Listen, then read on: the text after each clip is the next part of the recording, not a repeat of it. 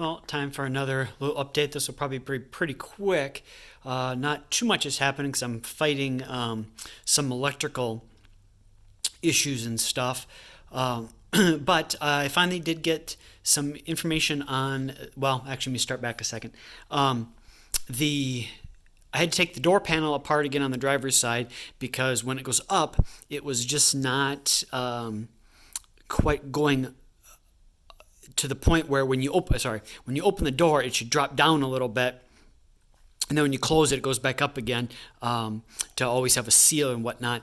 And it wasn't quite doing that. Well, I found out it must just be sticking. I thought it was just out of alignment, so I took it apart because there are little screws with like a plastic rubber tab on top of that you can kind of go up and down with that kind of help stop it, go up and down and kind of do an alignment on it.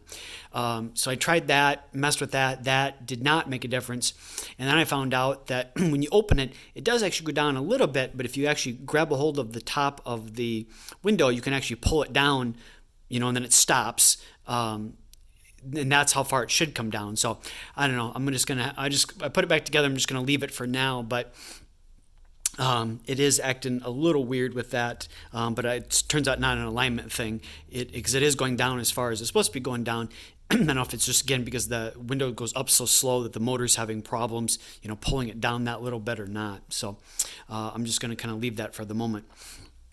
The piece for the passenger side door that I kind of messed up that I mentioned, the post office, basically I opened another ticket with the post office and they basically said there's nothing they can do at this point. It's been a month since it last had a tracking information on it, that it arrived at the Tampa sorting facility from another post office where the person mailed it from, and it arrived in Tampa and hasn't moved in a month, and they basically said there's nothing they can do about it and basically quit opening tickets, basically is what they were telling me between the lines, because there's nothing they can do, and they said that there was no insurance on it, so they can't give me my money either, which I thought was funny, the fact that they lost it, it's their fault, but because the sender didn't put insurance on it, that they can't do anything even though they lost it. It wasn't like it got damaged in shipping because he didn't pack it right or something like that. No, the post office lost it, and because there's no use, so I guess you're supposed to buy insurance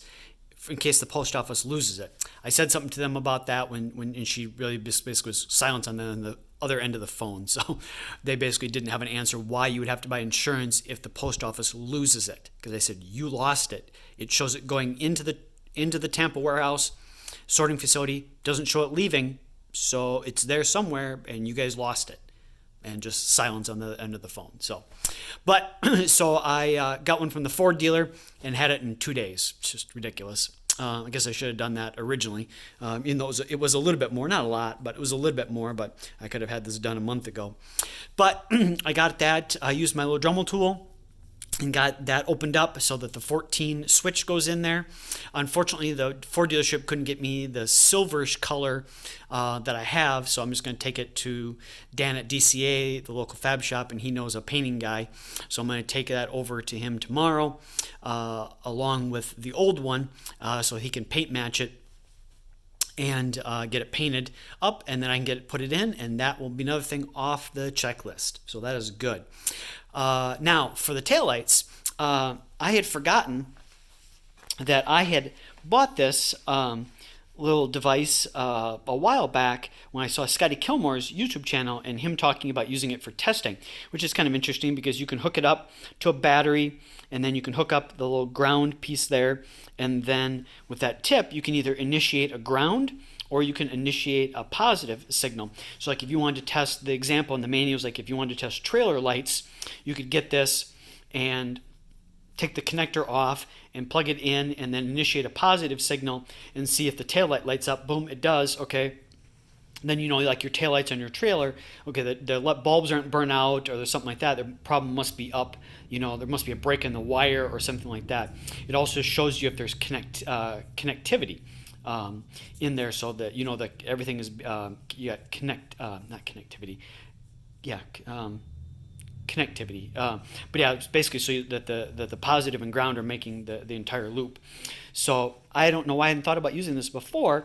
So I used this, took the tail light out, off and the wires, and then basically just used this to tap each wire and figured out which light lit up on the '07 taillights, and then I was able to map what wire did what, whether it was the reverse light, the inside, the middle, the outside, all that kind of stuff. So I was able to use this to map that. So that was good. So once I did that, then I was able to kind of cross-reference the wires and get that taken care of. The only thing that's a little weird about this whole thing is that when you plug in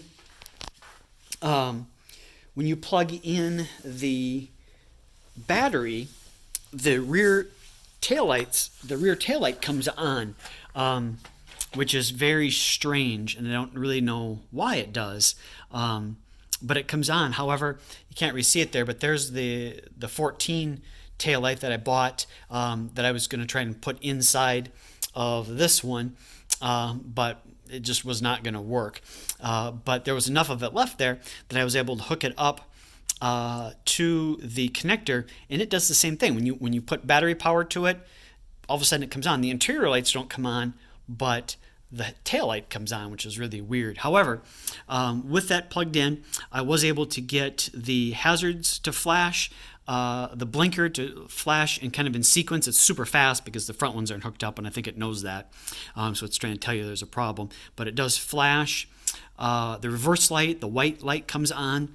I couldn't get it to initiate the brake light, or the when you turn on the headlights, it doesn't come on, but that's because it's on. So hopefully that'll figure itself out. But those are the ones that I bought from American Muscle that fit a 7 to 9 car and are sequentials, but have that 1314 smoked LED taillight look. As you can see, here's the stock ones that come on the '07, and then those are the ones that are sequentials and give that 1314 look. So that is the taillights. So working on that. Looks like video's turning out to be a little bit longer than I thought, but that's pretty much about it. The only other thing is I bought some more gas and put in the car because when I was turning it on, it says you have 0 miles to E, and the gas gauge is showing on E on empty. So I thought, well, I only thought I put a few gallons in there, but maybe I was remembering wrong. So I went and bought 5 gallons, took my gas can, then went over and bought 5 gallons of 93 and stuck it in. So there's got to be, 6-7 gallons in there at least. Should be enough to go over the saddlebag tank, because I thought, well, maybe it was the other side that there wasn't any gas in the one side, and so that was causing it to be messed up. But there should be, but it's still registering 0 miles to E. So I took the cover off the passenger side and checked in there, and the wires look like they're hooked up still. Nothing, everything looks good, and there is gas in there. So I'm not sure why it's showing. Now, I haven't fired the car yet, so I don't know. I emailed the guys at VMP that helped me put the wires in for the return style fuel system. He said that for the float wires, basically there wasn't like a positive negative. They were interchangeable, so it didn't matter which one got plugged in. So I don't know what's going on, but I emailed them asking, hey, do I have to actually I haven't started the car yet, and I've had the gas tank out and I drained it and all that kind of stuff. But when you turn the key to the accessory on position, nothing. Again, it says there's basically no gas in the car. So I emailed them, asking, hey, do I have to actually start the car for the computer to reset, basically, for it to notice that there is gas in there, or should it do it when it's in the accessory on position? Because I also did try the diagnostic mode, and it also says 0 miles. So we'll see. But this turned out longer than I thought it was going to be. Sorry. But that's kind of where we're at, just kind of dealing with electrical gremlins and stuff like that. So just keep plugging away at it. So thanks for watching. Bye.